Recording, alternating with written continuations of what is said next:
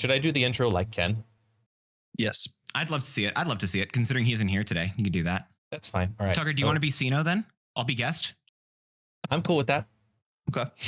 Cool. This Beautiful. will go great. All right. We'll do the official intro. I am playing the role of Super Tech God.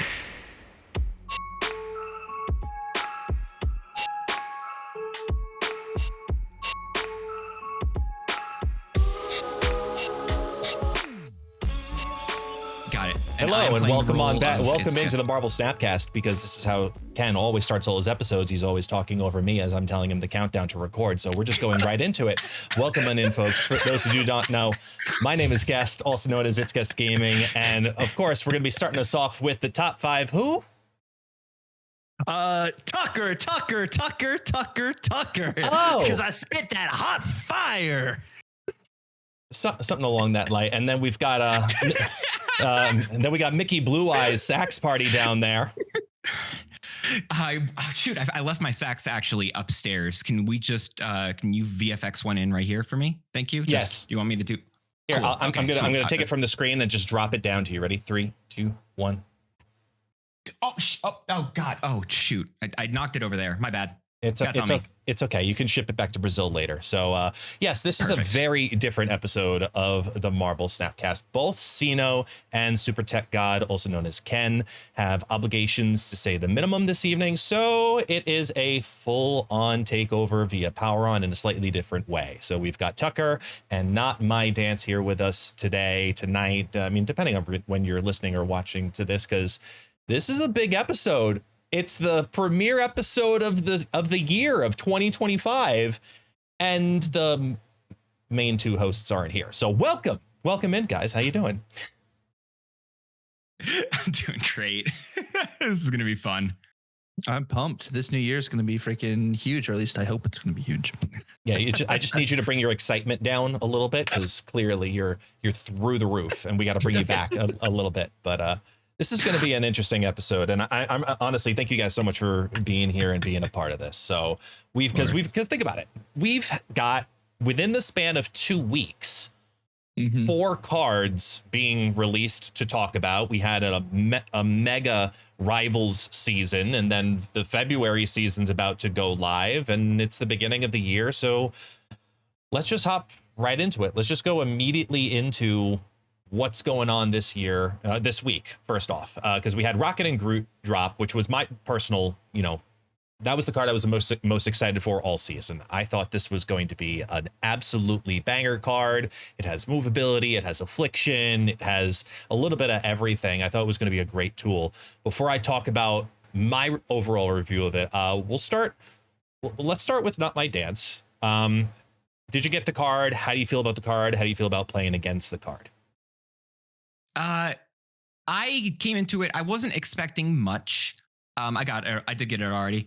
Okay. I wasn't expecting much when I started playing with it, simply due to the fact that, I don't know, I looked at another one as another set of the Guardians, which are typically just a very low-powered low-powered team in Marvel Snap. None of them really super meta.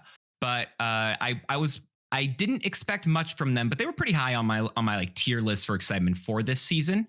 But in the end, it also just kind of wowed me that it felt like it brought an incredible life.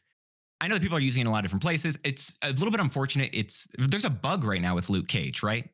I think it was resolved, at least from today's gameplay. I think it was, but otherwise, yeah, I mean, at least for the first 24 hours, there is that bug where Rocket and Groot just wasn't straight up working the right way, because Luke Cage was saying, ha ha ha, you can't get power, which is weird. It was weird. It was Glenn said it wasn't even intended, because Scream works fine, but whatever. But in general, I really liked the card. I had a blast with it. And I already got an Infinity Ticket using them and just all of the Guardians of the Galaxy, which is a deck I didn't expect to be able to use. And so it's kind of just rocketed, not intended, but it's kind of rocketed them upwards in terms of how much I really enjoyed them, because I don't know, it just brought viability to cards that I didn't expect to be able to use. I used Drax to get an Infinity Ticket. I wouldn't have said if I told you that at the beginning of the year, you would have called me crazy. It was an avatar, though. It wasn't just a ticket. Yeah, sorry, Infinity Avatar. My apologies. Yeah, I was gonna say even last week, if you had said anything about Drax in a positive light, let's be honest, like, that's okay. kudos. I mean, I didn't try that specific deck, but I'll talk about mine in a second. Tucker, how'd you feel about Rocket and Groot? So I did get Rocket and Groot, just like you guys. I thought this card at first, I was like, this is a kind of weaker season in my opinion. So like, it wasn't too high on the card itself. But then I also, came back down to earth and I was like, Nocturne was a very valid card and it had a similar stat line, but this has an opportunity to get bigger than Nocturne. Of course, it doesn't have the change location aspect of the card, but I felt it was fun. I like the versatility, and it's like a flexible 3-cost card you can kind of plug and chug in a way. And it, like Dance was saying too, it makes me hope that they can make some better changes for Guardians cards themselves in the future, whether it is increasing the power for them, changing the way they interact, like doing some sort of sense in that way. And I loved the animation of Rocket and Groot itself. Yes. The stealing power was cool. Oh yeah. It also was crashing my game, like Madam Web has been crashing games too. So I had a couple instances with that. I actually, trying to do a lot of gene moving and stuff. Yeah. I think it was a thing if you move it too quickly, I think is what it was. Like I had to let it sit let him simmer and then it worked. But it was weird. Yeah, I think I saw it too. It's like a fragile egg. Just slowly pick it up, move it over here. Like, really? That's so. All right, are all the odd. animations done on screen? Can I touch it yet? Can't. Yeah. Yeah. Goodness. It's sensitive. So safe to say, both of you are like, this was one of the better cards for the two of you. Yes. Awesome. Definitely. I am very glad that this hunch was dead on. This was hands down my favorite card this month, by both in playability and win rate, because I tried a variety of different decks with Rocket and Groot, and most of them were, no joke, climbing with at least a 75% win rate, because I kept having flexibility and lane control, and which was probably the biggest thing that I liked about the card is, unlike Jean Grey, where you're restricted in that sense, more often than not, when I played down the Rocket and Groot, let's say in the left lane, you are very likely to be able to predict now a 50% chance. It's kind of like not Monty Hall, right? Monty Hall problem? Oh yeah, it's like the Monty Hall problem, right? Yeah, it's like the one with the doors. Yeah, with the doors, and like one has a car, the other two have goats. Which one do you pick? Like, it's basically you're creating a Monty Hall problem. It's saying this one has the goat. Now, which lane do you want to go to? And now you've got a 50% chance of picking the car, which means boom, you're going to play here. So it makes it a lot easier to navigate the board, and that lane control flexibility I found to be very, very powerful. And I'm going to throw out a big secret out there, because there's going to be I think honestly an increase over the next week or so of people realizing this is such a good card and more people are going to get it. In my opinion, play into Rocket and Groot. Take the penalty, because you, as the person playing it, I'm expecting you to play around it more often than not. I've already started playing into it, and I win more games also now because of that. So it's this weird like dichotomy of, it does really well when you're the pilot, but now the community is going to start catching up to, okay, I take an affliction point. It's only 1 point. Wah. But I ruined your game plan in the process. Okay, this is worth it. Like, I expect that to happen. This card was busted in affliction. This card was busted in move. This card was busted in good cards like goon style decks. I made a I Am Goon deck, and it was great. Like, there's Silver Surfer, it was fantastic in. It was just a win-win-win card. I think everybody who plays this card realizes how fun it is. And it's going to have, in my opinion, that slow rise that Nocturne had, where everyone saw, yeah, this is a good card. And then they play with it more and more. And wow, this is important. Wow, that move ability is really, really important. Wow, this is really good. And now it's going to become like a top 5, 3-drop. Not best in slot. I still don't think it's the best 3-drop out there, but it is probably one of the most flexible 3-drops out there. I think that makes it the best 3-drop out there. I mean, it's kind of like the argument about what's the best 1-drop. A lot of people say X-23. I've heard that. Never heard anyone say I have absolutely heard that in multiple instances. That it's constantly top 5, number 1, because of how far it pushes that archetype into the next level. If you run a Destroy deck without X23 versus with, it's a night and day difference of flexibility. Yeah. So it's because of that leap it does that. I don't think that Rocket and Groot does that for any very specific deck, but I do like, it's not a Silver Surfer in that aspect when talking about 3-drops. But I do think that this is just a very good mid-range, generic good card. You know, kind of when you think of like Red Guardian right now, like one step down, I'd probably say Rocket and Groot. I would recommend it to anybody. I would say maybe use your tokens. It looks like your cat wants to get Rocket and Groot clearly here on screen as it just attacked you. We have video evidence when you need to sue the cat. That's fine. Unlike, speaking of scratch and miss, Lasher. Let's continue that transition and go to Really Lasher. segue. Yes, I do what I can because Ken's not here and someone has to do it. You do what you can. Yeah, I do what I can. Yeah, you see what I did there? I see. There we go. Oh my god, it's so funny. He's so funny. No, Naturally too. stop it. I think Lasher, which if you've had the opportunity to unlock Lasher yet, first up, have either of you or both gotten Lasher yet? I've gotten, but I haven't played him yet. Okay. I have gotten him and played him. Yes. Okay. So playing against him is actually a lot scarier than I think playing him, in my opinion, where it's a bigger threat on the board because you don't know what's going to happen later. You don't know if you don't see the agony into Lasher and knowing it's a 2/4, which is basically a 2/8, which is insanely good. It's scary to think, wait, why is this still alone by turn 4? Are they about to Nomura this thing?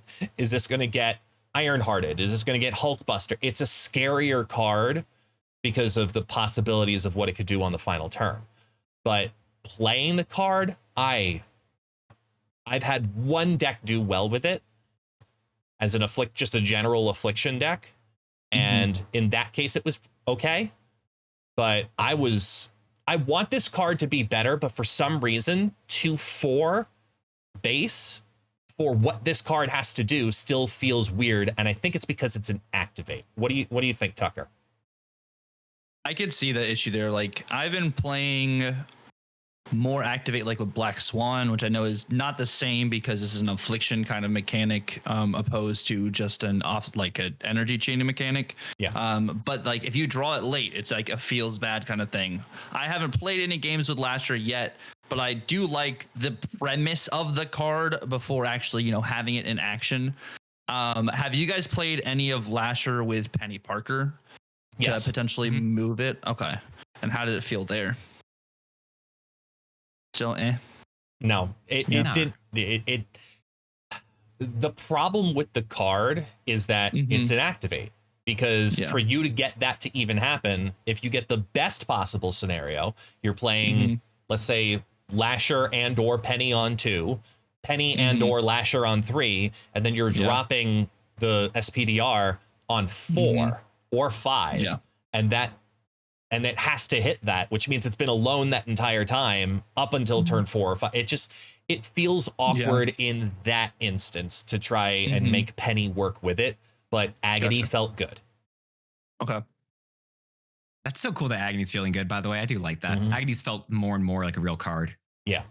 But I couldn't. I tried a lot of stuff with it. I had the most fun trying to do stuff akin to Hand Pump. But it wasn't good, but I had fun with it. Yeah. Because it buffs it up. But also, I think it's you're right. I think that Lasher is not good because of the activate. And it's almost the same. And I'm sorry, Tucker, to say it, but I think it's too similar to Scarlet Spider. Yeah. Where they both of them have an activate ability to double the power output, basically, of the card.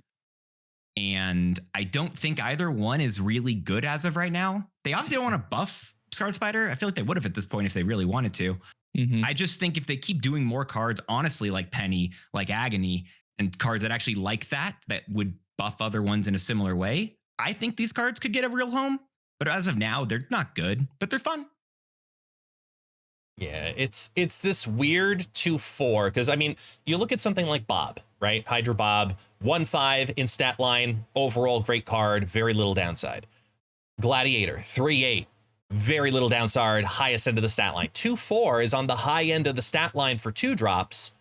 And Luke Cage comes and goes, but I still feel like the card for some reason is behind all the time because it's an activate. And I know making it like an on reveal, for example, would be awful. I think that's the worst possible thing they could do to it, because then it's a busted ass card. If that were to ever become an on reveal that drops as a 2/2, and then you could later buff it and then react like Grandmaster it or Odin or Misery. Like, it's just too much chaos could happen if that became an on reveal. But there's a part of me that wants this to be a 1/2, because activates want to go down as early as possible, right? It's like you said, it's the Scarlet Spider effect. You're dropping it down on 4. Symbiote Spider-Man's in a similar boat too. But that has a lot more specific use case versus, Scarlet Spider, where it's just you really need this down on 4 to have a chance at doing anything that you wanted to do with it.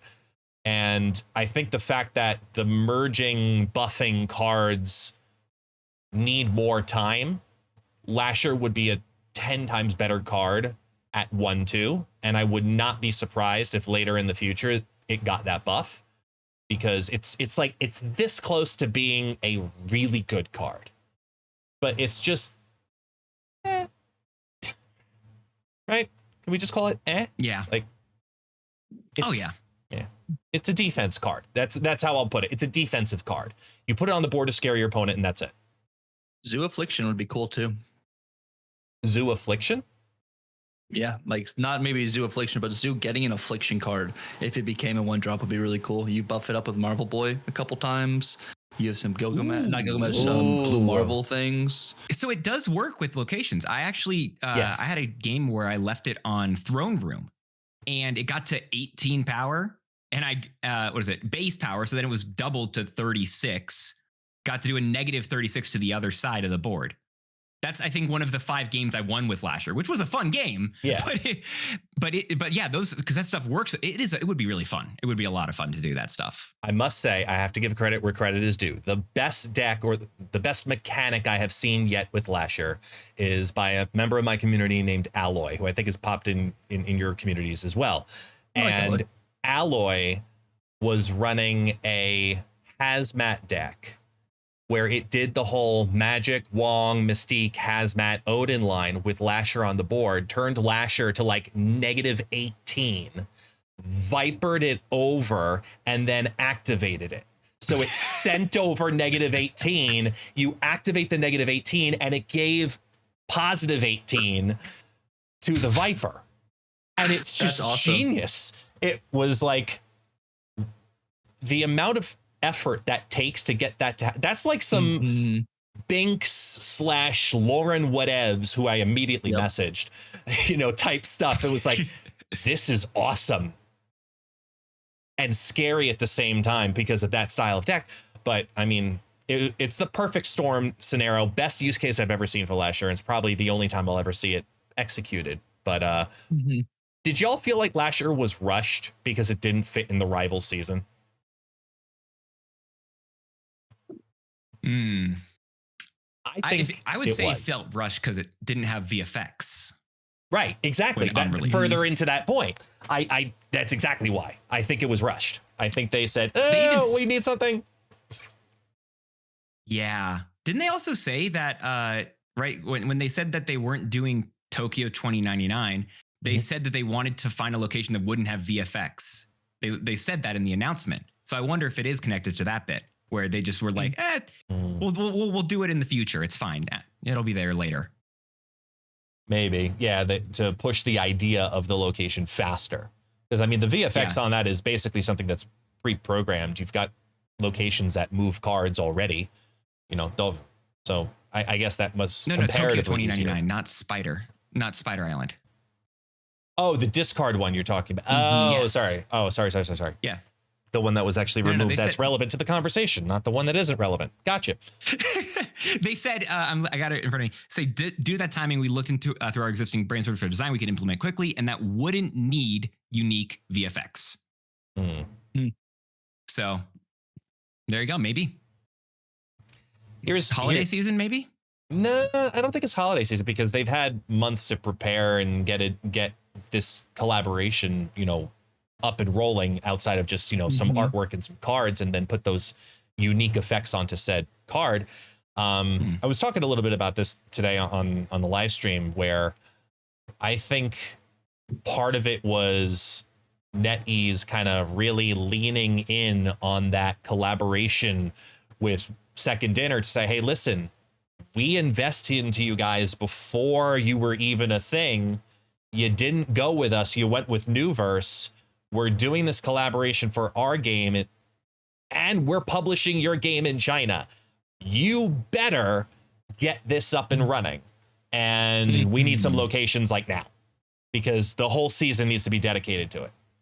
And the team went, all right, what are we going to do, guys? Like, it was just a little bit of we got to get something up and running. And that's at least why I think Lasher was rushed, because I don't think they were planning on bringing High Voltage into this month. I think they rushed it back intentionally because of the positive reception of it, the poor reception of Deadpool 2.0, and they just needed a card that the mechanic was programmed, but maybe not the VFX. That's what I personally think. I have no merit on that whatsoever, because it doesn't fit in Rivals. Like, it was a great season. Don't get me wrong. I think overall this was a great season, minus 1 week. But Tucker, how did you feel about this?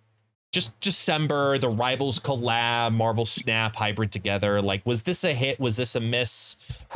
What's your feedback on it? I think this was a hit in the sense because Marvel Rivals was so successful, people probably took some opportunities to try out some of the other games that they were collaborating with. I think we also got some really good, finally, like getting some more data mines again to help push maybe some hope or some hype for future seasons, which I really enjoyed.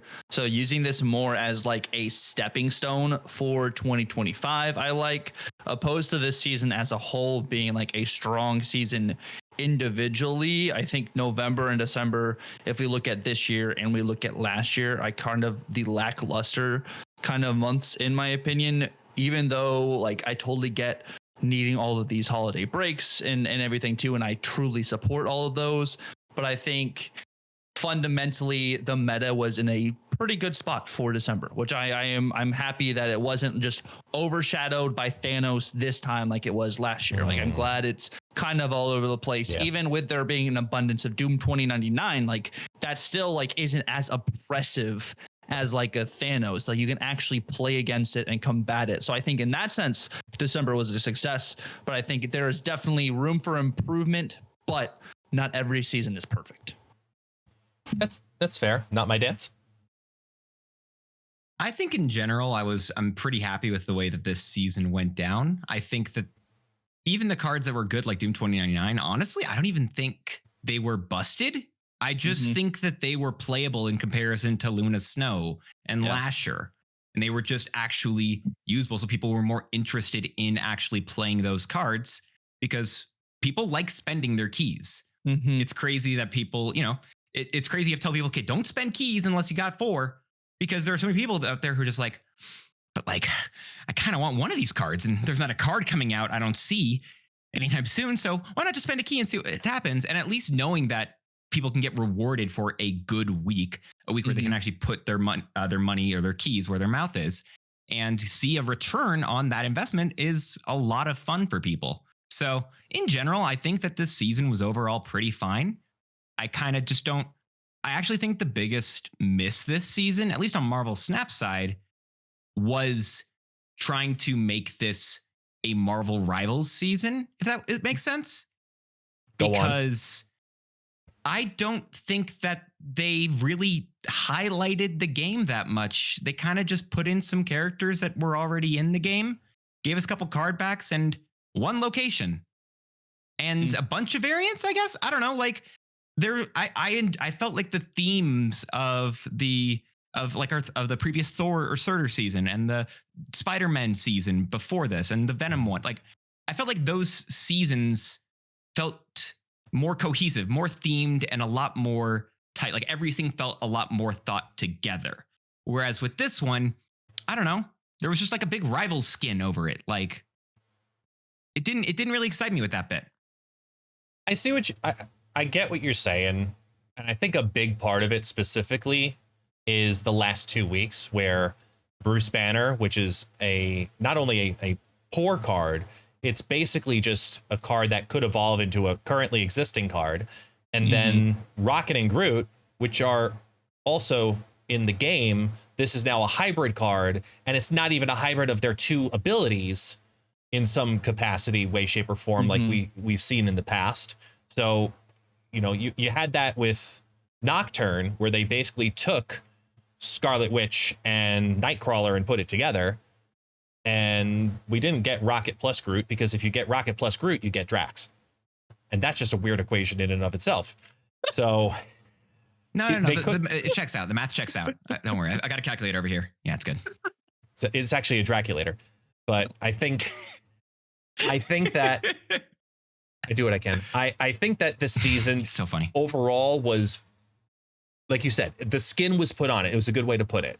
And I'm not against that, because obviously this was different than like the Deadpool Wolverine season, right? Where they came out and clearly there was a budget from Marvel Studios where they said, here, do everything. You need a game mode or you need resources for that? Okay, here you go. Like it's obvious they had money thrown at them to build not just a whole season, the marketing that was in there, the game mode it was send all the money. Marvel Rivals does not need that money to make Marvel Rivals good. Right. This is hey, Marvel Games has a piece of all of these other games, and we're proud of this one, so we're going to get in on all of this. And the biggest other game in the space, Fortnite, by giving them one piece of equipment that happens to have an R on it. But it brings eyes to Marvel Rivals, and that was the whole point. It was a marketing ploy to make people know, hey, Marvel Rivals exists, not be a constant reminder that Marvel Snap also has another Marvel game in another space that you might not even be able to play if you don't have a PC, you know, because this is a mobile first game, which we as streamers often forget all the time. It's a mobile first game. So I think the season skin wise, like I love the variants, you know, because they're just, you know, the Marvel Rivals characters. And I know all three of us are very much so in the space of Marvel Rivals, and we're very active, and we enjoy the fact that there's a crossover here. I don't think they could have done anything more than what they honestly did with what was given. I don't think it would, anything else would be warranted to be put into Snap. Would there? I'll say, what is it? And you said that yes, because I don't mind the Bruce Banner thing. I've talked about this before. I like the thing where it's like a reskin of a character or whatever, like where we have like data mines talking about maybe like a Sam Wilson Captain America versus our like normal Captain America Steve Rogers. I'm fine with that stuff. I'm fine with the Bruce Banner versus Hulk, because also there's been a separation with him with the comics. If we're going to say specifically, I dislike Rocket and Groot, like mentioned earlier. Why aren't they Cloak and Dagger? That works. For one, they're a combo character in Marvel Rivals. For two, that's literally, if you want to combine the abilities of them, guess what? Dagger gets power based off what other cards are going to be at her new location, and Cloak moves the cards. Rocket and Groot steal the power from the other cards over there and move. I don't get the logic of why they went with the Rocket and Groot thing versus Cloak and Dagger, because I don't know. I don't like the combo. I don't like the combo character, but I do like the different versions of the same character thing, which is maybe a weird distinction. But if we're going to say one thing I think they could have done, I think they could have done that. So I actually have a statement here specifically from them, which is the reason that we did so, and I quote, "I am Groot." And I think that pretty much Groot. I mean, it's one person saying it. It wasn't a conjunctive statement, but I think it pretty much sums up exactly why they did it. So, yeah, that's fair. You got me there. My bad. I came prepared. But you kind of alluded to, the next season and the future season. And granted, at the time that we're recording this, let's put the asterisk out there so that none of us get into trouble, kind of, sort of. We're going off of data mine information at the time of recording, because y'all like to put in the comments sometimes, wait, but the video said this. No, it's really, I promise, it's subject to change. We're just going off of what we find off of our favorite data mine website, because there are some cards that I really do want to highlight going into the next season, starting with the season pass, because I'm actually very intrigued, like very, very intrigued about the season pass. I think it's going to be one of the stronger cards of the season, and that's Iron Patriot, who at the moment is a data mined 2-cost, 3-power card on reveal. Add a random 4, 5, or 6-cost card to your hand. If you're winning here after the next turn, give it -4 cost. That to me is absolutely wild, because I don't care what, it could be fucking Kang. I don't care. Give me a 1/0 Kang to mess with ASAP. Even though we can't generate King, right? Oh yeah, I wouldn't generate King. I'm saying theoretically. I don't care what it is. I'm just picking the most garbage card for a reason. All right, well, theoretically, you're wrong because it can't be generated. Theoretically, yeah. You're not even on this podcast regularly, so I don't care. But my point is, I know you're attacked. But but for real though, like, it could be Adam Warlock. No. That better? It could be Adam fucking Warlock. Ooh. Oh my gosh, Hydra Bob stats. It's OP. I love it. Yeah. As a 1/5 that you play on turn 4, potentially. That's good. And what sucks is everybody and their sister is going to think this card is meh week 1. Because everybody and their sister is also going to play Mobius and be Killjoys. I don't know if that's going to happen. It depends on, I think, how prevalent the card is, because when I feel like that was said by a lot of people when Anti-Venom came out, and everyone said, okay, this is just going to be the Mobius week. Yet we saw very little Mobius. Mobius had a 3% play rate that week, if I'm not mistaken. He wasn't very prevalent then. The difference here, though, is this is the season pass card. Season pass cards always have higher play rate. Take it out of my mouth. Yeah, you took the words right out of my mouth. This is the season pass. Yeah. Like, So that's where I'm entirely willing to say I could be entirely wrong. But in similar-esque situations in the past, we haven't seen that occur. What do you think about the card, Tucker? I'm going to say something crazy. You know what we might see more than Mobius? We might see more Juggernaut than Mobius, just to guarantee you're winning that lane to be able to get the discount. Ooh. Ooh. Oh, that's fun. But I'm excited for this card too. I like the RNG aspect of it, whether it's a 1/5 Adam Warlock or a 1 -8 Hobgoblin. You're able just to throw over to your opponent's side of the board. That's of course high roll 5 or 6 cost. If it's even a 4 cost, maybe you get a 0 cost Shuri you get to play next turn, or maybe a 0 cost Typhoid Mary. Like, I think the options are going to be really good. And when it comes to card generation cards like this, it's the unknown factor. What did they actually get? Your opponent doesn't know what you generated, which I doubt they'd get that animation anyways. Because like, even if we go off most of these RNG cards, Agent 13, Nick Fury, Mirage, they can guess because they probably maybe only have one of the same costs in their hand. But I think that is power of like the unknown, which is like with Arishem 2 is power of the unknown. And I think this is going to be a very fun card to mess around with. There's going to be some crazy clips people are going to hit with it. Even if there is Mobius, you still have just another option in your hand, which I think is really solid that your opponent still doesn't know what you have. But I like this. Kate Bishop was a great card. Of course, it was 1 out of 4 opposed to 1 out of probably like 120. But it's going to be very interesting to see what happens with this card. Is this better than Agent Coulson?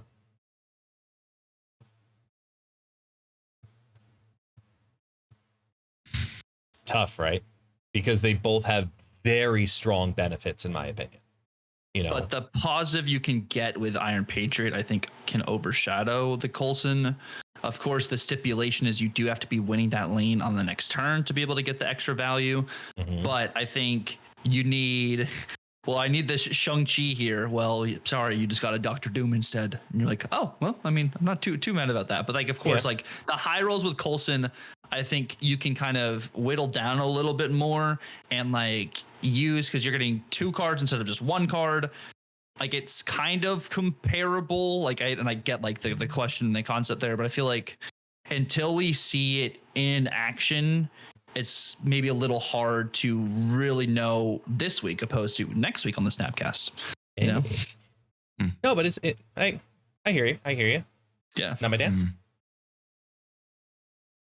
I don't know if it's going to be better. I think, actually, you know what? I'm going to say Age of Coulson, I think in the long run, I'm going to guess is probably going to be better due to the fact that he is more consistent in the fact that you know you're getting a 4 and a 5 cost every single time. And I think the fact that, again, as data mined, I think that Iron Patriot's going to give you a random 4, 5, or 6 cost card.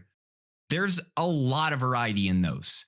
And the question mark of whether or not that's actually going to be beneficial is going to be very interesting to see if it actually works out. Like, am I going to want a 1 cost Jane Foster? Maybe. Am I really going to want a 2 cost Infinite? I don't like.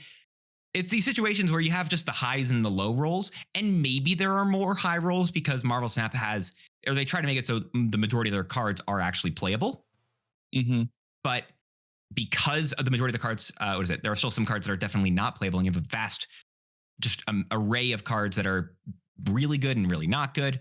I don't know if it's just going to strictly be better. I don't think so, though. I think Iron Patriot's going to be worse, but it's kind of random. Well, like if you think about this, is of course even broader, like Agent 13 versus Maria Hill. Like, what do you want situationally is kind of similar in a way. Of course, stipulations are different, and it depends on like where the meta's at, what collection level you're at, and stuff too. It'll be just very interesting to see what happens with this card. Yeah, I will say I think this is going to be a really good card for newer players because one of the first decks you play is like a Collector Devil Dino Moon Girl deck. And this card works directly into that, just working with all of those things. So I think at least for newer players, it's going to be good, as well as we'll talk about the card that comes out at the same time as him. But those are going to be some really potentially good cards for, I think, newer players. I don't know if it's going to work well late into the end game, into like the later end game where, Infinity and all that stuff. But I think it's going to be very interesting at the very minimum. And I'm excited to see how it's going to work. Wiccan things too.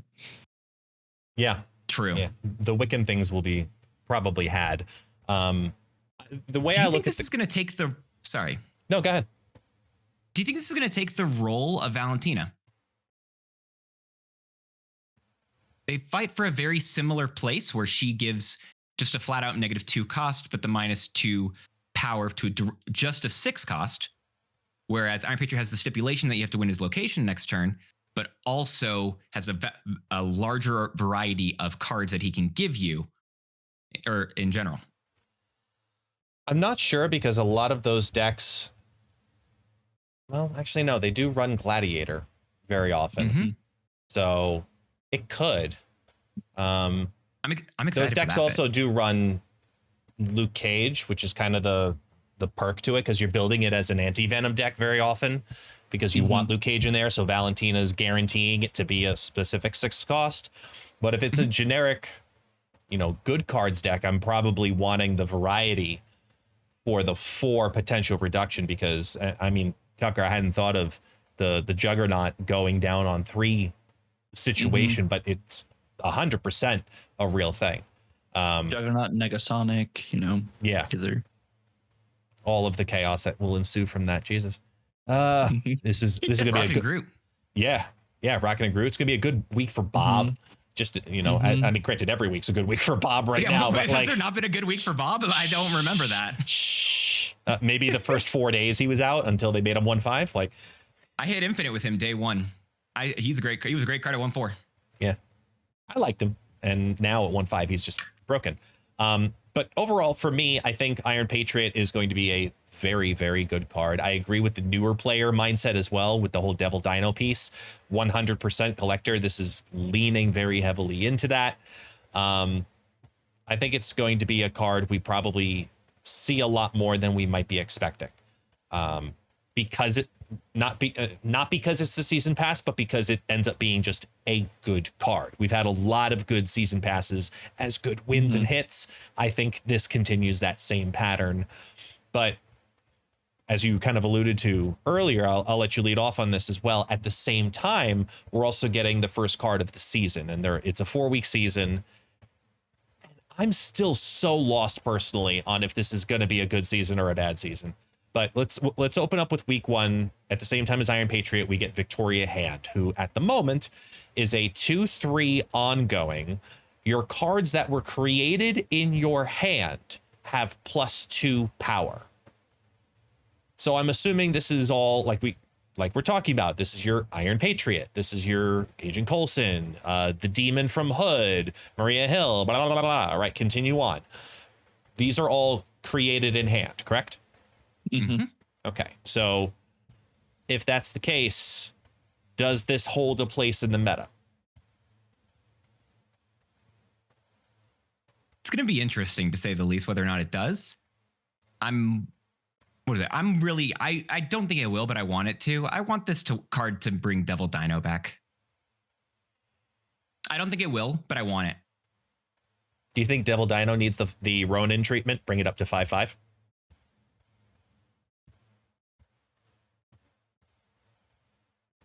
For later game, yes. But at the same time, I also don't think I know there's a whole new player experience, and we already said that stuff. Right. I think that it's already feels like one of the better decks, I think, early on. And if you do that, I think it just becomes, if not just the best deck, because of how easy Moon Girl is with it early in your Snap career for new players. And so I want to say yes, but I also don't think it can. Make it 5/4. Make it 5/4? 5/4 instead of 5/5. Just what power different? I mean, Splits a difference. Like comparing Darkhawk's 5/3, Ronin's 5/5. The conditions to meet are harder. I feel like in some instances for Ronin than Darkhawk, that's why it needed extra power. Like you have to play into a bunch of more cards where there's more enabling cards for Double Dino than I think like a Ronin kind of situation. But this card I'm very excited for, even if it's not like the most prevalent in the meta. I've been loving a lot of Moon Girl. I think Moon Girl's a lot of fun, getting that value there. I wonder if there's a crazy world where you're doing the She-Not high Evo stuff and you have Victoria Hand for Abominations and She-Hulks and stuff, or even some Hitmonkey Slam, you're using Moon Girl and you're getting the duplications for that there.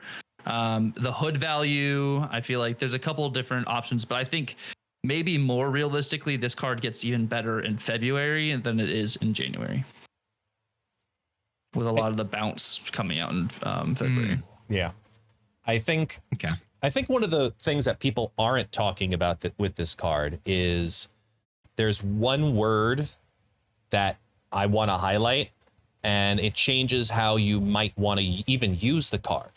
And it's the word were, past tense. So remember, this is an ongoing. You can play down the whole board, clog the lanes up, with demons and these other duplicate cards, and then turn 6, drop these down. And those cards that were, as long as they were created in your hand, not like Broodlings, but as long as they were in your hand at some point first and then dropped, then this goes down, it will buff them on the board. And I think that delayed play mechanic is how we actually look to try to play this card with Moon Girl, where, you want to Moon Girl her. You want to get down 2 Victoria Hands and 2 demons on turn 6. That's a really good turn 6. I mean, it's no double She-Hulk, but it's pretty damn good nevertheless. 10 power demon sounds pretty good. Exactly. Right. It has a lot of value to it. And I think that ongoingness people are not really reflecting on realizing what the power of that is on the final turn of the game. This is not a card you necessarily want to drop early unless if you have to. But the good thing is it's an ongoing. So if you do have to, there's no downside, except it could be countered earlier. That's it. Yeah. So I'm a big fan. I like that. I'm a big fan of this card for later mechanics. And I think with that in mind, the deck building entirely changes on the card too. So keep that in your head as you're creating your decks for week 1 with Victoria Hand, which goes perfectly with Iron Patriot. And because, oh my God, I just realized Super Tech God's going to have an absolute tech-gasm. He's going to be able to potentially have a 222 Infinite. 222 Infinauts when he Moon Girls his Infinauts. Yeah. And they can cost 2 with Iron Patriot. So 2, 2, 2, 22 Infinauts. Now potentially. You're just stuttering. That's you would think. Yeah. And he's not even here for this episode. Gosh, imagine. God. But granted, the chances are that big, they're super tiny, but even still, Victoria Hand, I think, is going to be better than we may give it credit for. But the week after is actually one of the cards I'm more excited for. And I think this one I think is being slept on. It's Moonstone, because it's a 4/6 right now in the data mines. It's an ongoing. And it has the ongoing effects of your 1, 2, and 3 cost cards here. So it's just doubling up what's already there another time. And there are several cards here that I would want to drop into that lane to re-adventure into the world of Spectrum, re-adventure into the world of Destroyer. And to me, it's an exciting card. Because it's a good stat line automatically at 4/6.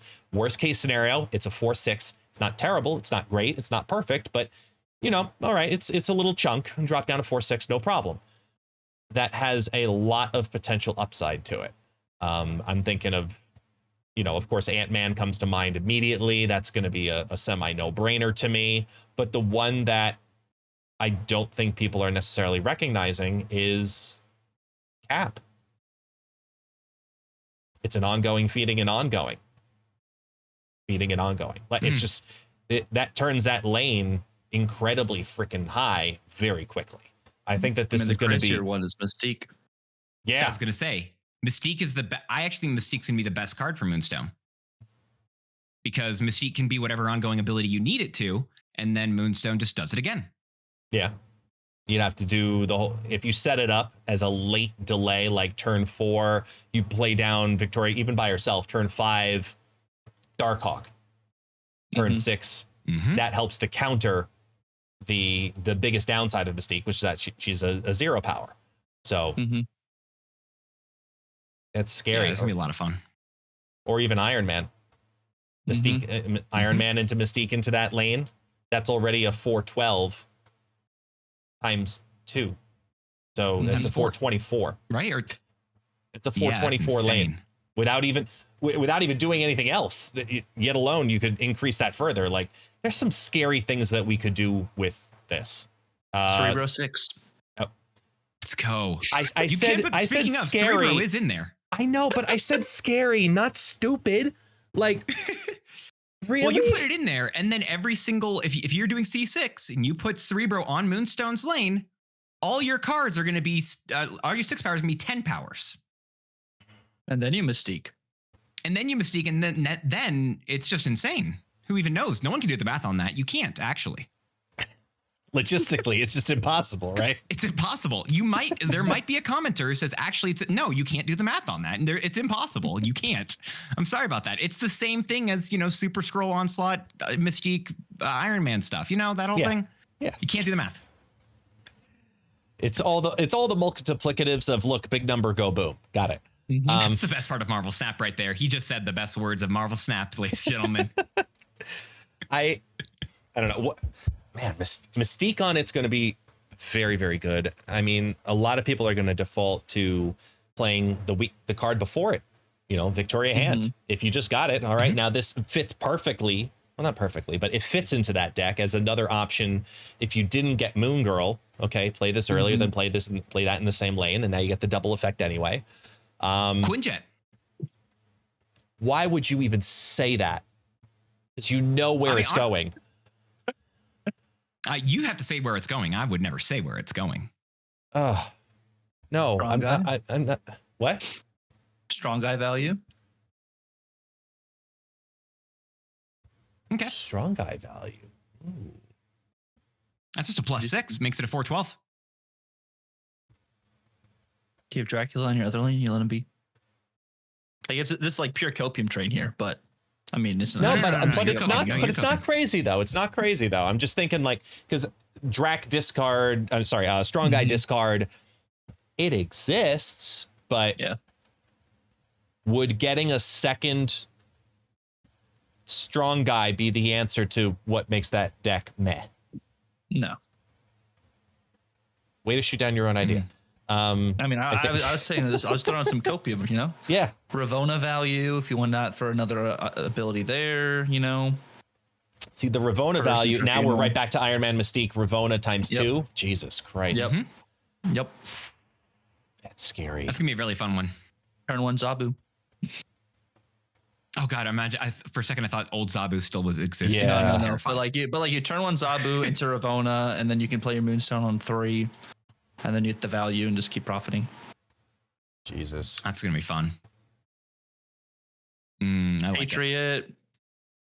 Patriot's actually a real home. I think that could exist for this card.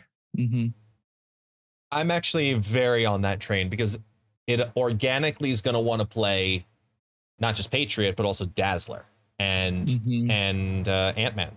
I think that's a organic home, and it's like an Iron Lad slot normally. Yeah, maybe exactly. Not normally, but in exchange do you Mystique another ongoing ability into Moonstone's lane, or do you play Moonstone first and then Mystique into another lane to have 2 different lanes of Moonstone's ability? What do you think is the right answer? Not to be that guy, but I think it's going to be conditional based on your draw. Like if you get Moonstone late, that's completely different versus if you get your Mystique late. And you could use it as like a catch up, if you will. Like, oh, I was going to build into here and that I didn't draw it. Well, wait, no. Okay, well, maybe turn 6 now I can because I can put this down on 5 and then drop down Mystique on 6 in a different lane and make it happen. Or even within the lane within itself, getting it to literally double up what it's already doing. I wonder how that infinite loop stops. Does it double itself if you put the 4/6 in the lane and then Mystique it in the same lane as another Victoria Hand? And then play, let's say, Ant-Man. How many Ant-Man effects go? 2? I want to say 4. 3 or 4? Or 9. You have Ant-Man, Mystique, and then you also have Moonstone. Is it that? No. Or is it just 3, actually? Because technically, Moonstone would be down on the board. This is where I'm talking about with the how many multiplicatives would it happen. This is so weird. It's cool, right? Like, because there's a chance that line could actually be very, very strong as a this is the math that can't less. Be done. Exactly. It's just we're gonna have to see it to be like, oh, it stops here. Like, kind of like you were talking about with Super 4. Scroll, Onslaught, blah, blah, 4. blah. Yeah, I would guess 4 as well, because it's copying the effect of the moon. Like Mystique is itself, which is copying the first Ant-Man, and then it's copying the Ant-Man off of the Moonstone. So it's getting. I don't think 2. it is actually. It says copy the abilities of your 1-cost card or 1, 2, 3 cost cards here. Moonstone isn't projecting another 1 cost. Moonstone is just a 4 cost with the ability of a 1 cost. I think Moonstone will trigger twice off of the Mystique and then the Ant-Man. Ant-Man will be 1 time, and then Mystique will only be 1 time. So that would be 4 in total. I think that's the logic. If you put it, if it's an Ant-Man, Moonstone, Mystique, 4. And then you put Onslaught. Yeah, I've given up. I'm sorry. Unsubscribe. It took me so long to get to 4, Tuck. I can't get that. We've just broken our listener's brain going, wait, carry to 4, add the here. Let's just go to an activate card and switch it. Because then they straight up switch gears entirely in the following week. Actually, before that, I do want to shout out one thing because I didn't call it out in the last 2 cards. Victoria Hand, the spotlights that also come on out with Victoria Hand are Grandmaster and Kate Bishop. And then Kate's gonna be amazing. And Moonstone is getting Black Swan and Nocturne. And I feel like the Victoria Hand one makes sense because you got Kate Bishop generating those cards into your hand. And then for the first time, you're really hoping that you aren't getting actually, no, it doesn't matter if you get the acid arrow because you send it over to the other side of the board. So it wouldn't matter. Right. Mm-hmm. So actually, no. And then it's a win-win-win across the board. So that makes sense. Grandmaster, I just think they needed a reason to use the variant, just like Black Swan and Nocturne. I don't understand why those are there as those weeks. Because we didn't have, what is it? We didn't want to put Blink back in the Spotlight caches. Or Null. Why would Blink go in Spotlight caches at all when we could just put Kate Bishop in there again? Is this Nocturne's second time or first time in Spotlights? Second. Okay. It's been a slow return either way. Blink never needs to come back though. It'll just be dropped to Series 3 immediately anyway. Don't worry about it. It'll be fine. Let's talk. Has he met Second Dinner? Let's talk Bullseye. All right. Bullseye. A lot of people are really excited about this card. And I think it's just because it says the word discard in it, to be honest. But Bullseye is a 3/3 activate. So again, we're leaning into that aspect of it. Discard all cards that cost 1 or less from your hand and afflict that many enemy cards with -2 power. Tucker, you were very excited when I said that. I'll let you lead here. Go. So this card is going to be either a Dracula-less discard or some new form of hybrid discard, which I'm going to let Dance talk about because I know this is something Dance is really excited for. But I'm really interested in collector discard coming back because this just screams collector discard and it literally Scorn value, which is why Scorn is going to be in a bundle either in January or February. I forget where it was data mined. Because it's going to have immediate profit with this. What is really crazy is you afflict as many cards as you discard with -2 power on your opponent's side of the board. So the freaking swarm value is going to be through the roof. It's like this is going to be the most toxic iteration of discard you have ever seen. If you thought Gambit Cannon was bad, which is incredibly horrible, especially if you're playing high voltage right now because people are still playing that out the wazoo, just making other people's times horrible, not allowing people to complete the missions, which we all just want that free card. But you have that, and then okay, well I didn't get the Gambit line here, so I'm just going to do the Bullseye line instead. And it's just going to be so many different ways. Just it's toxic. But this card's been data mined for ages. So I'm glad this card's actually coming out. And this ability is really cool. It's like a really unique kind of thing. Like it's like when Phoenix Force came out for the first time. I destroyed this card. Now I actually get to revive that card and do something with it. So it's that cool connotation. But I'm going to toss it up to Dance, and Dance has been cooking. Well, because I've talked about this before, why I really like this card. Whether or not I think it's going to be good is a different question. But I love it in the same way, like Tucker said, Phoenix Force.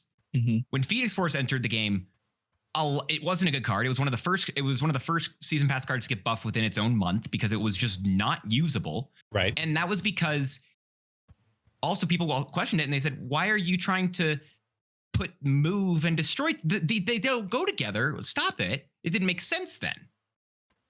But we're coming back on the other side of it now, like years later, whatever. And it's a whole archetype because you have this one piece that merges it together. So Bullseye being able to merge the discard and the affliction archetypes together is incredibly interesting to me. That's super cool. And that's what I'm really excited about here. Whether or not it's going to be a good card, I don't know if it's going to be good immediately or even for a bit. But I love the fact that it does do this thing where it takes two archetypes that you don't think should work together and gives you something that says, oh, wait, you have all these swarms you've discarded in your hand. What if all of a sudden you just got mass value for them? And now you throw Ajax down on turn 5, turn 6, because all of a sudden you're just ramping everything up super quickly, and it actually is working there. Whether or not it's going to work that way, whatever, I don't know. But I love that concept. I love that idea, and it's really cool to me. I'm with you on that when it comes to Ajax play. And I'm gonna mention a card that you've probably not seen in the last 2 months, if not longer, that I think holds a lot of value with Bullseye. And that's Supergiant. Because the way Supergiant will work with Bullseye is you can play Bullseye on 3, Supergiant on 4, and then on turn 5, your cards don't reveal, but you can activate. So you can do the whole swarm discard whatever thing, or whatever card you're going to end up getting rid of, depending on how you build your deck. So you're still getting that mechanic to happen, but your opponent is going to have to play against the delay, even though you're playing into the delay. And I think Supergiant holds a big value to Bullseye, because I agree with you. This is screaming the whole swarm collector Morbius style of deck, and it's probably going to be one of the better homes for it. I think this replaces some people were playing Hell Cow in that list as a last minute discard. I think this immediately replaces it and just makes much more sense for the curve. Way and better. it's and as an activate especially, I mean, you have that delayed control, and it's a 3-cost activate, which hopefully fits right.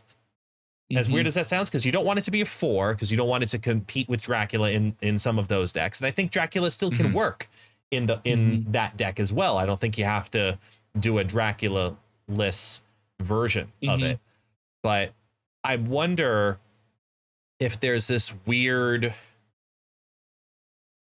hybrid that we can mess with and trying to figure out, is it worth it to bring costs down on other cards, discard them, and then revive them in a new archetype style with Hela? And I know this sounds weird, but hear me out here, right?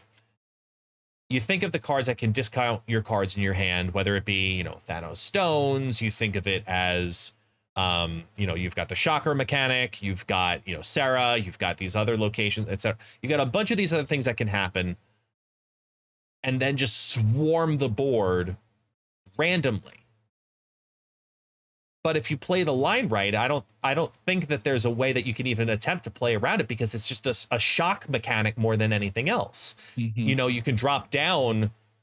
Technically, things like Sage are very easy to drop down in that scenario and then have it just randomly appear on the final turn. You can't calculate that kind of shit.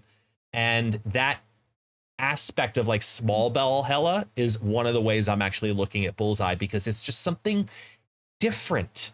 It's not just collector discard and throw this in there. It's like kind of what you're doing here, the Affliction hybrid. Give me something new. And I think this card may enable that, which is what's the most exciting piece about the card. I love that. Well, I haven't thought about that, because I'm thinking it's the first piece we have to merge this like Affliction and discard. It's not, right? Hela is the first piece we've actually had to merge this Affliction and discard like combo together. Yeah. So that's a really cool shout. And I actually love the idea, because people were trying to do Hela Ajax for a little bit, right? If you don't get your Luke Cage on curve, you maybe try that instead. Right. I mean, what if there's a world where I'm leaving like an Ebony Maw, Titania and stuff in my hand on the final turn?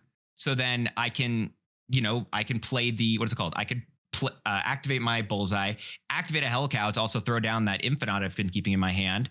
Then Hela goes down the same turn, and all of a sudden my board is just completely full of all these cards. They're afflicted with stuff, and it's this big power swing, which at the very minimum you have to build towards, unlike what you had to do previously with Hela. Actually, that's a really fun shout. That might be where I'm first going with this now.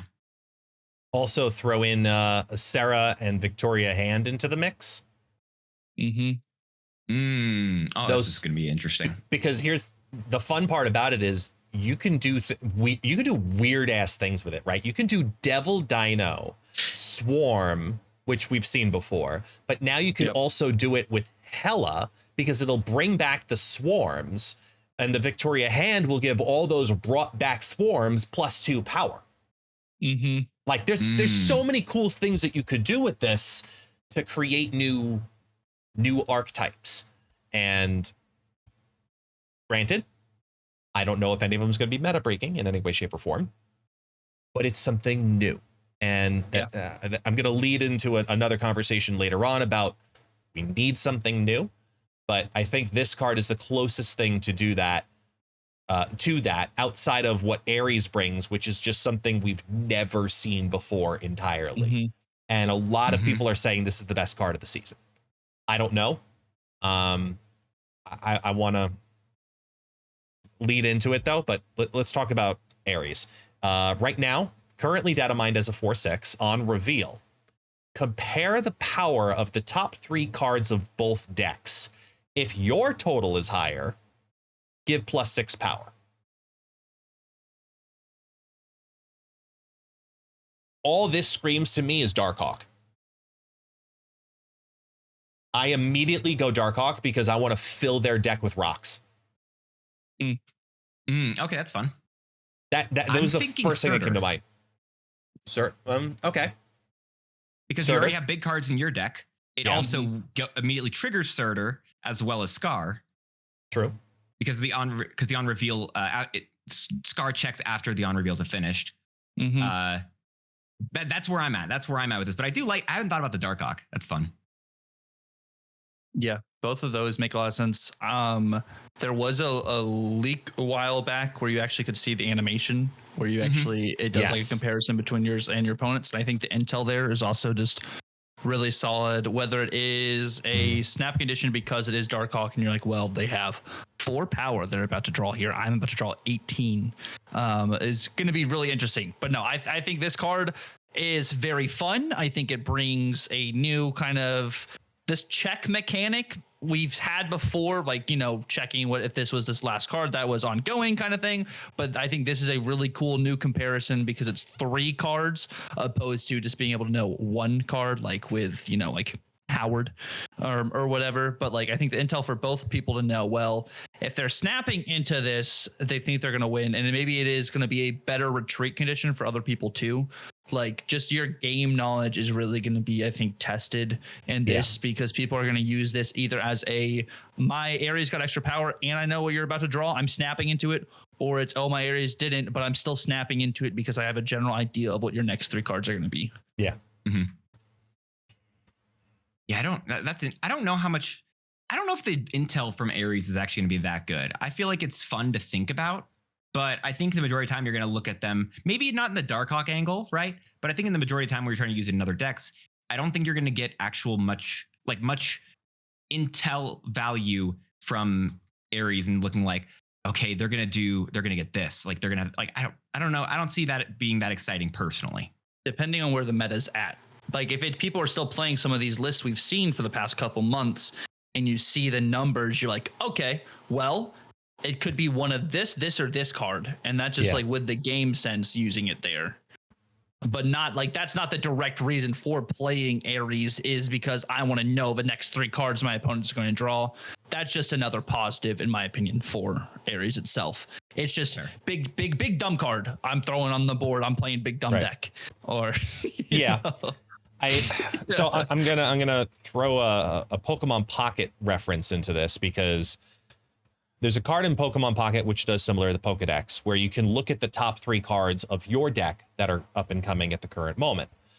And I think of the value of that card, of what that intel brings versus something in Snap like Spider Ham, where you just disabled blank card in their hand on turn 1, and now you have intel about potentially what type of deck they were playing. Did you hit a Surfer, a Hela, a Master Mold, or what? Like you get very obvious, like, oh, they're probably playing blah, blah, blah, blah, which you can tell pretty easy on.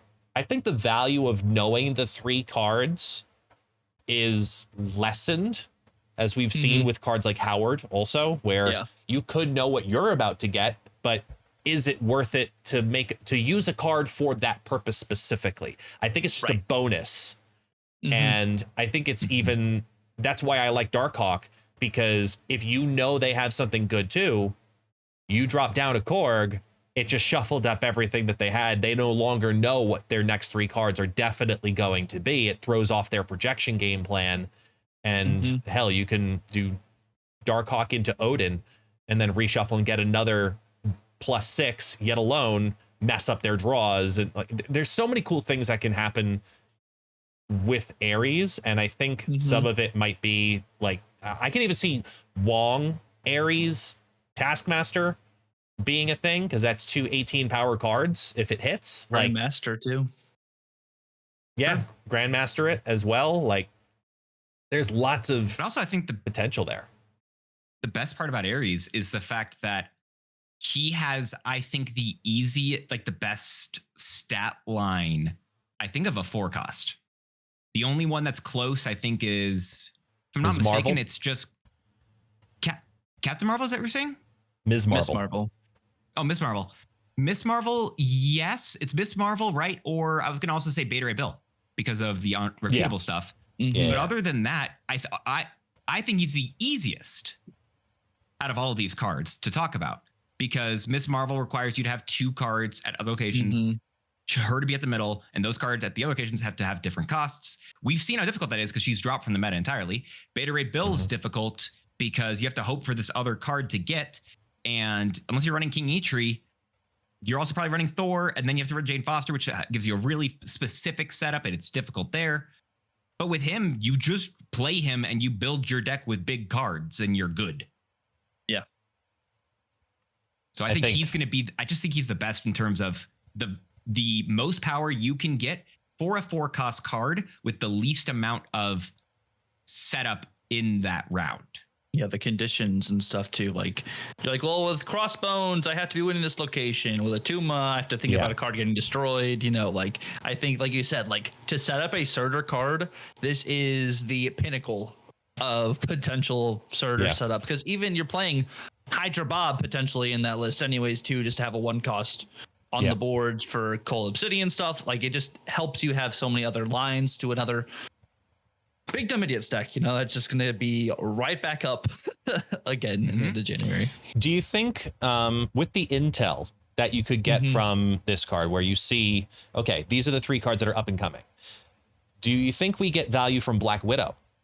Because you can delay a draw strategically with it.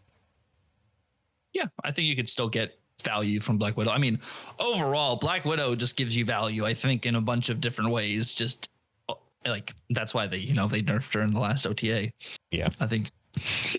But yeah, I think in that sense specifically, definitely is a good include. And I mean, if you're playing Darkhawk, I think you're kind of having her in your, at least on your sideboard, you know, your hypothetical sideboard, or in the deck anyways.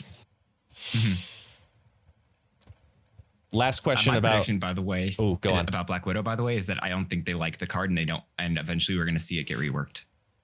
Really? They keep nerfing it because the ability is unfun, similar to how Sandman was unfun and Leech was unfun.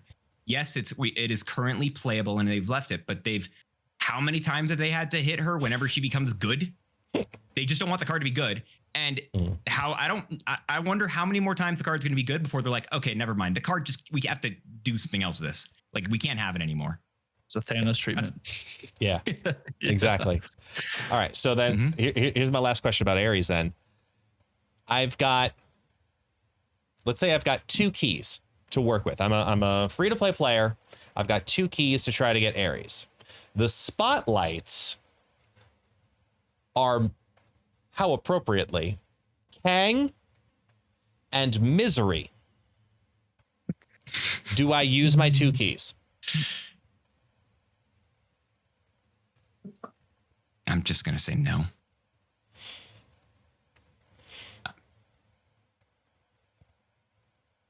I raise you. Okay. It is the end of January. Yes, I know where you're going. Have we learned any info about card acquisition or series drops or anything? Band-Aid is live at this point. Band-Aid is live. The Band-Aid is live because we're not going to get any information until March. That's my guess. Disagree, but I think because the Band-Aid's due to go live according to what they said. I think it's the 14th.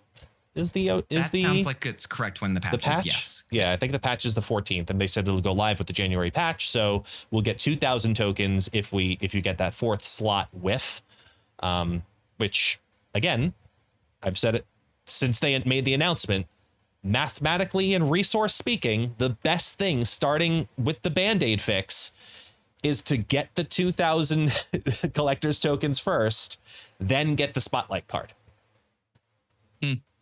It is the best pull you can hope for. So if you're using those two keys and you're either way trying to get pull one or pull two, get Aries. But back to the Monty Hall problem, you've got two goats. You got a Kang and a Misery. Misery, very limited usage. Do you think Kang gets reworked before it comes back into Spotlight for the first time? I think ever, right? Is this the first Kang Spotlight ever? No, there was DJ Kang. There was one more as well. One. You're right. DJ Kang. Yeah, you're right. Yeah. Fourth? No. Yeah. No way. Yeah. Have I blocked it out of my mind that much? I believe it. You've blocked Kang out of your mind. Don't worry. I believe it. There is. Yeah. This will be his third. Yeah, there's DJ Kang with a gun, and now DJ Kang showed up twice, didn't he? Did that one show up? There have been a few spotlights that have shown up twice. Did DJ Kang show up twice? It was Dad of Mine to show up twice. I don't know. And then it changed? The second one changed. Yeah, I think it changed. That sounds correct, actually. I believe that, yeah. I think so. It sounds right, but I don't know. Yeah, it sounds but right no, too. they don't rework Kang because they've had 2 holiday breaks. Fair. Well, they've already said that they're focusing, I think, on trying to finish off they've said that the February one is when Character Mastery is finally going to get added, right? So, in my opinion, we're not seeing anything changed because this one is going to have the Band-Aid, probably not much more, due to the fact that they've said Q1, not January in previous announcements. Then we have the Character Mastery, which they've been putting a lot of the resources in for February, which is why I then push us to March in terms of, yes, it's still Q1. We, in the same way that we still got a third series drop this year on last year, it's 2025 now. Yeah. Right at the end of the year. I think we're going to get it. We're going to see some sort of response, something like that in March. Whether or not that actually holds the card acquisition fix that might occur is a different question, but I think that's when we're going to get the announcement. Okay. I said no keys. No keys? To answer, I think Aries is not as niche per se. I would say as Misery, but unless you're truly loving this style of deck of the big power kind of big dumb idiots kind of thing, I would probably skip, even though I think this is going to be a fairly strong card in that style of deck. Fair. Good assessment. You kind of also touched on the ideas of like, Q1, and we know all these things coming into Snap, and this is kind of what I want to wrap up, today, whatever's podcast with, is looking into 2025. We know of a lot. We know that they're reworking the card acquisition system. We know there's going to be another larger series drops. We know there's another game mode going to be released sometime in the beginning of 2025, Q1-ish, to use that term. Outside of what has already been confirmed to be announced, as we now head into 2025, the game has been out for 2 years, and we've seen the highs, the lows, the valleys. What does the game and what does the community need in this next year? I'll go to Tucker first.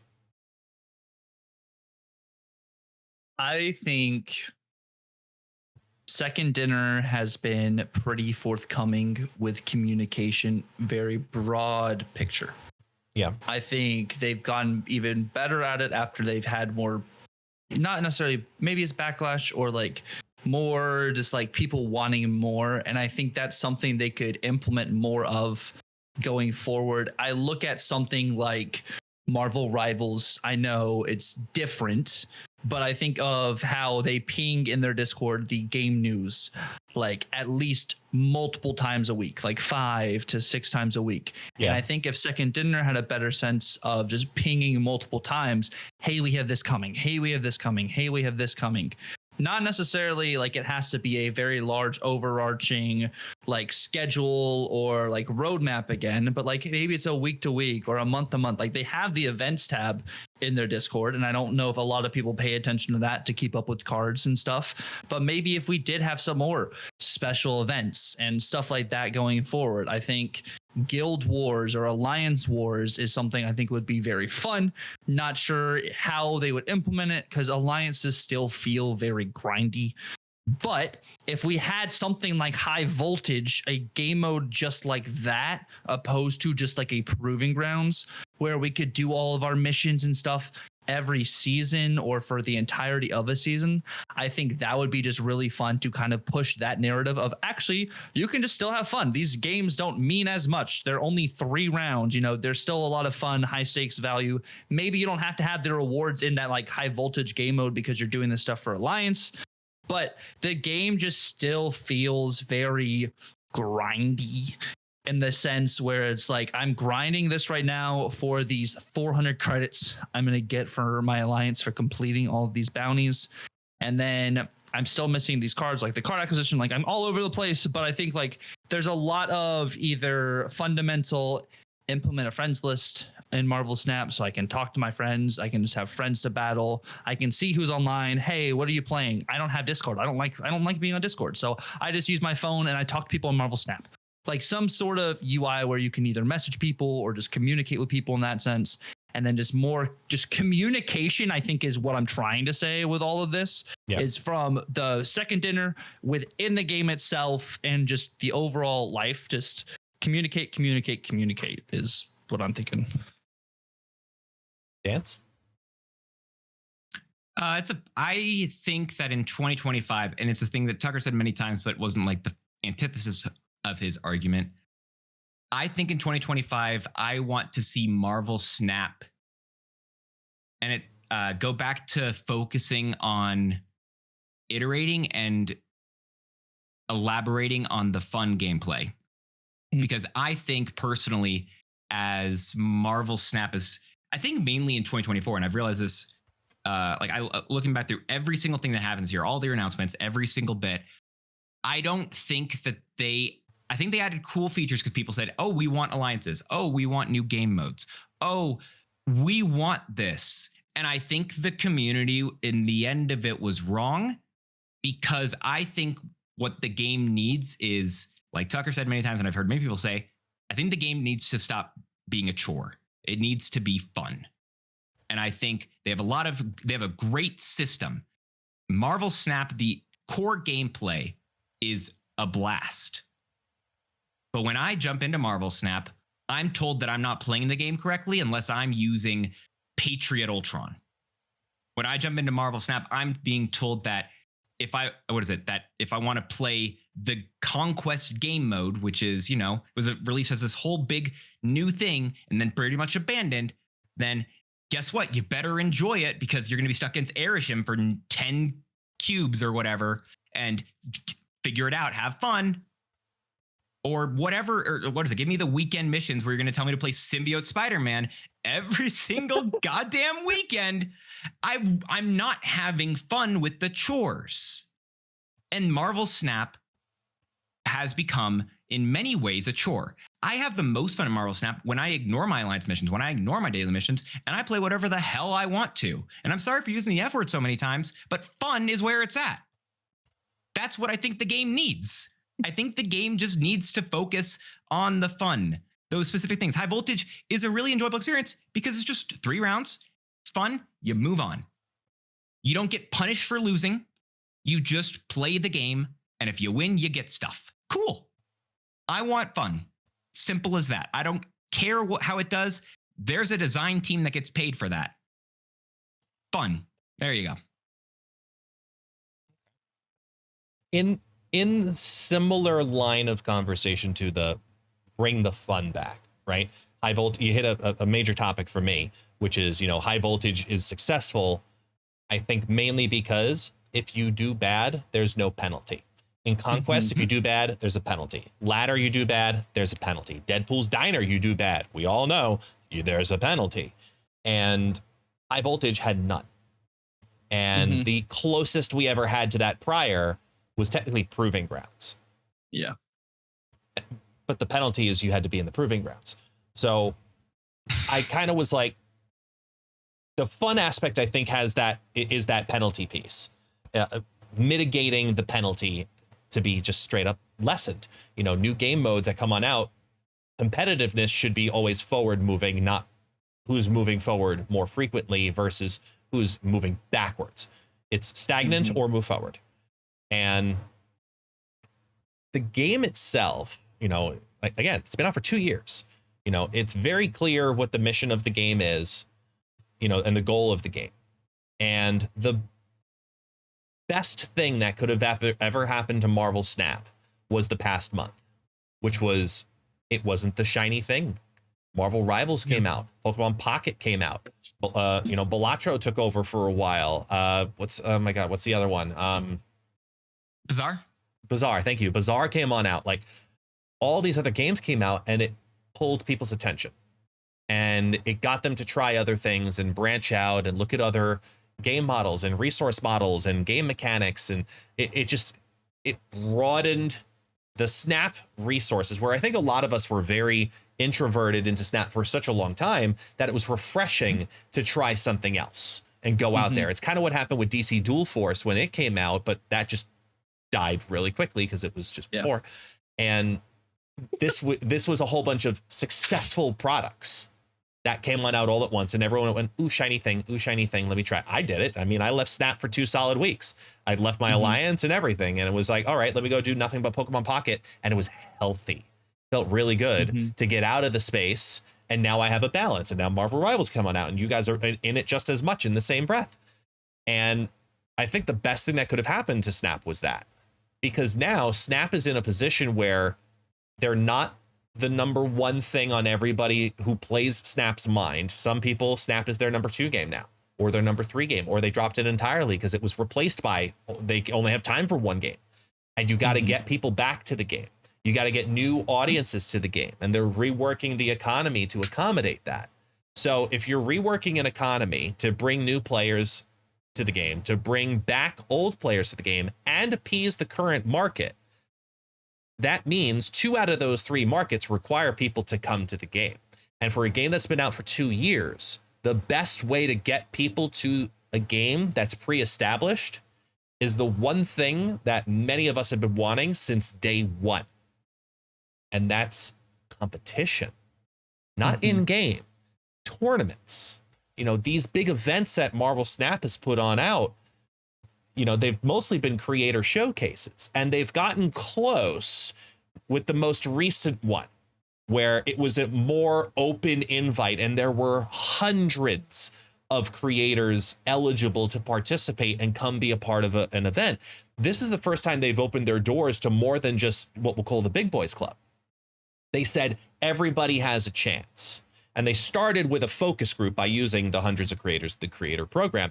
I think that we're on that path. And tournaments bring in huge markets, because that's all tournaments are when you run it. Like Hearthstone's been doing, tournaments for years at this point. But the biggest reason they still do it to this day is because it brings people to Hearthstone. That's why you do tournaments. That's why you do esports in general, is it's all marketing. That's all it is. It's not because they give a shit about the tournament. It's because they're getting new players. And Marvel Snap is now at a place where once whatever this new economy is goes live, and all these new things and new shiny toys come on out, now they have something to present to the world rather than the crumbled up piece of aluminum foil that we currently have. So you're going to give us all of this. How do you get it out there? This is where the marketing comes forward. This is where social media management comes forward. This is where all of these things need to be pushed forward. And the opportunity is right now. Like, it's the beginning of 2025. Roll out all the new things and then market the living shit out of it, because that's your push. That's your moment. That's your push. And God, I hope they lean into that, because the tournament scene, which has existed in Marvel Snap, all grassroots for the most part, has started to become acknowledged by Marvel Snap and Second Dinner. And I mean, you know, Tucker, you were down with me in Orlando, sorry, in Tampa. Mm-hmm. And, you know, we've gotten to speak, you know, with members of the team directly about competition face to face and say, here's the good, here's the bad, here's why we like it, here's why we don't like it, here are the concerns, etc. That whole conversation led to them reaching out to Gunny and saying, help us do this for a larger group first. Let's use the creators. And that's why the last event went, as, in my opinion, as swimmingly as it did, which was really well. One of the best events that Marvel Snap has held yet. The next step is getting the community involved.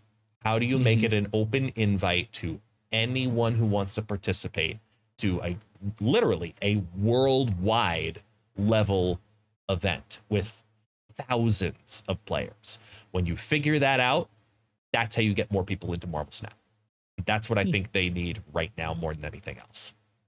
Please. They have the groundwork for that too. Also, like, if you look at some of these Snap leagues, like the Snap Judgments League, like the way that that's interacted with the Snap.fan tournaments that you had the privilege of also being able to cast and everything too. If they can find some, you know, fine line between the two, which is, you know, Marvel Snap Zone and Snap.fan, there could be some sort of foundation that we already have, like you're saying, that just can go forward with. Yeah, the groundwork is there. I know the biggest concern, you know, from experience of talking with the teams, the biggest concern is having enough customization within the game to create conditions that don't ruin the gamble of playing Marvel Snap at times. Because nobody wants to see the world final. It's conquest style mode, best of 5. You're in match 5. Everyone's down to their final cube. Third location reveal, ego. Yeah. You know what I mean? Like, it's and that could happen. But when there's money on the line because of tournaments, you have to mitigate that, which means you have to have the systems in place. So now you're working backwards. And then what's the benefit to doing that outside of the marketing? So I know that's a huge concern of theirs, and I know it's definitely addressable. I'm looking at you, Second Dinner. I know it is. All right. So I don't know. I want tournaments. I think that they can do it. Mm-hmm. Could be fun. That'd be very interesting to see what they could do with tournaments officially. Yeah. Keyword officially. No more grassroots. Officially keyword. But with that, I think we hit all. I mean, we covered 2 months of material within the span of this podcast. You guys are troopers beyond troopers, so I appreciate the hell out of you, because that was a lot. you took the big workload off of Sino and Ken, to be honest. Yeah, they're actually completely fine today. They just called us and said, hey, we don't want to. It's too much. We want the workhorses in here. This is true. That's all they do. So, Not My Dance, for those who do not know, let the people know where they can find you. I'm on twitch.tv, Twitter, YouTube. Definitely. I have upload there. Not really. On .com/notmydance. One word, no caps, no spaces. I believe in you. You can figure it out the rest of the way. I'm there. I've had fun. And the bearded one? You can find me on twitch.tv/Tucker, youtube.com/@Tucker, tiktok.com/Tucker, Twitter, x.com/Tucker, TUCCRR. Wow. RR on all the platforms. That is 2 pirate, C's, right? 2 R's. Yeah. Because you have a pirate thing. That's the reason. Mm-hmm. Yes. The thing right there. Yes. The Luffy. It's a pirate flag, right? Yeah, sure. Yeah. It kind of is. But thank you. I think he was mad at you for saying Luffy wrong. I think you didn't say it right. I'm not in tune with the you just said it wrong, I think too. so. Wait, what? I did? Luffy, not Luffy. I know how to. Dan said Luffy. I know how to piss off my friends. Yeah, I was saying it wrong as well. I was trying to piss off the weebs. It's okay. It's okay. It's all out of love, but we're here for you. We're here for you. But for real though, thank you, gentlemen. Thank you so much, really, for being here today. And lastly, again, for those who do not know, my name is Guest, also known as It's Guest Gaming. You know where to find me. Just type in It's Guest Gaming and you will find me. So appreciate you all. This has been the first of 2025 for the Marvel Snapcast, and we appreciate y'all for hanging out with us today. Hopefully, Ken and Cena will be back next week. And we'll see you then. Bye, everyone.